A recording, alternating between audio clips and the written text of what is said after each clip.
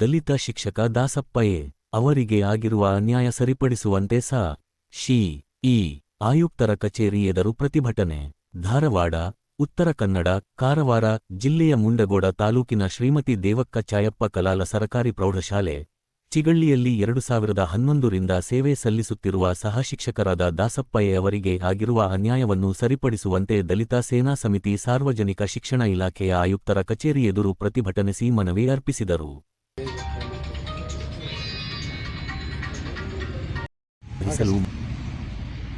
ಮುನಗೋಡ ತಾಲೂಕಿನ ಚಿಗಳಿ ಪ್ರೌಢಶಾಲೆಯಲ್ಲಿ ಕರ್ತವ್ಯ ನಿರ್ವಹಿಸುವಂಥ ಎ. ದಾಸಪ್ಪ ಅವರಿಗನ್ನು ಅಮಾನತು ಮಾಡಿದ್ದಾರೆ. ಯಾವುದೇ ನೋಟಿಸ್ ಕೊಡಲಾರದೆ ಅಮಾನತು ಮಾಡಿರುವುದು ತೀವ್ರ ಖಂಡನೀಯ. ನಾವು ನಮ್ಮ ಸಂಘಟನೆಯಿಂದ ಇದನ್ನು ಖಂಡಿಸ್ತೀವಿ. ಕೂಡಲೇ ಅವರಿಗೆ ನ್ಯಾಯ ಕೊಡಿಸಬೇಕು. ಯಾಕಂದರೆ ಅವರು ಒಂದು SC/ST ದೌರ್ಜನ್ಯ ಕಾಯ್ದೆ ಅಡಿಯಲ್ಲಿ ಪ್ರಕರಣ ದಾಖಲು ಮಾಡಿದ್ದಾರೆ. ಆದರೆ ಆ ಪ್ರಕರಣ ದಾಖಲಾದ ಶಿಕ್ಷಕರನ್ನು ಅಮಾನತು ಮಾಡದೆ ಅವರಿಗೆ ಸಪೋರ್ಟ್ ಮಾಡ್ತಾ ಇರುವಂಥ ಅಲ್ಲಿ BO ಅವರನ್ನ ಕೂಡಲೇ ಅಮಾನತು ಮಾಡಬೇಕಂತೇಳಿ ನಾನು ಈ ಮೂಲಕ ಒತ್ತಾಯ ಮಾಡ್ತೀನಿ. ಇದರಲ್ಲಿ ಆಯುಕ್ತರ ಕಚೇರಿಯಿಂದ ಸಮಗ್ರ ತನಿಖೆ ಮಾಡಿ ತಪ್ಪಿತಸ್ಥರ ಮೇಲೆ ಶಿಸ್ತಿನ ಕ್ರಮ ಜರುಗಿಸಬೇಕನ್ನೋದು ನಮ್ಮ ಒತ್ತಾಯ.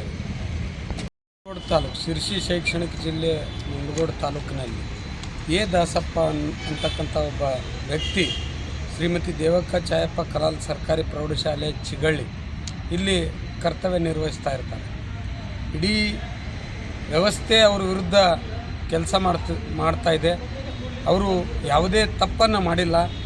ಅವರು ಏನು ಪರಿಶಿಷ್ಟ ಜಾತಿ ಪರಿಶಿಷ್ಟ ಪಂಗಡ ದೌರ್ಜನ್ಯ ತಡೆ ಕಾಯ್ದೆ ಅಡಿ ಪ್ರಕರಣವನ್ನು ದಾಖಲಿಸಿದರೂ ಕೂಡ ಈವರೆಗೂ ಇವರನ್ನೇ ಅಮಾನತು ಮಾಡಿ ಆದೇಶ ಮಾಡಿರ್ತಕ್ಕಂಥ ಏನು ಶೈಕ್ಷಣಿಕ ಇಲಾಖೆ ವಿರುದ್ಧ ನಮ್ಮ ಆಕ್ರೋಶ ಇದೆ. ಯಾಕಂತೇಳಿದ್ರೆ 90% ಜನ, ಈಗ 100%ನಲ್ಲಿ 10% ಜನ ಇವ್ರ ಪರವಾಗಿ ಹೇಳಿದ್ರೆ 90% ಜನ ಇವ್ರ ವಿರುದ್ಧವಾಗಿ ಹೇಳ್ತಾರೆ. ಅದು ಮಾನದಂಡ ಆಗೋದಿಲ್ಲ. ತಪ್ಪಿತಸ್ಥರು ಯಾರಿದ್ದಾರೆ ಅವ್ರಿಗೆ ಅವ್ರ ವಿರುದ್ಧ ಕ್ರಮ ಆಗಬೇಕು. ಅವರ ಅಮಾನತು ಆದೇಶವನ್ನು ವಾಪಸ್ ತಗೋಬೇಕು.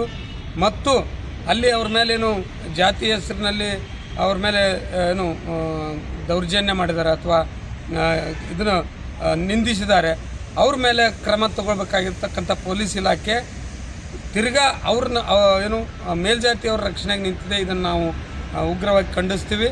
ಅದ್ರ ಜೊತೆಗೆ ಇವತ್ತು ನಾವು ಮಹಾನಗರ ಧಾರವಾಡ ಜಿಲ್ಲಾ DSS ವತಿಯಿಂದ ಈ ಒಂದು ಪ್ರತಿಭಟನೆಯನ್ನು ನಾವು ಸಾರ್ವಜನಿಕ ಶಿಕ್ಷಣ ಇಲಾಖೆ ಆಯುಕ್ತರಿಗೆ ಸಲ್ಲಿಸ್ತಾ ಇದ್ದೀವಿ.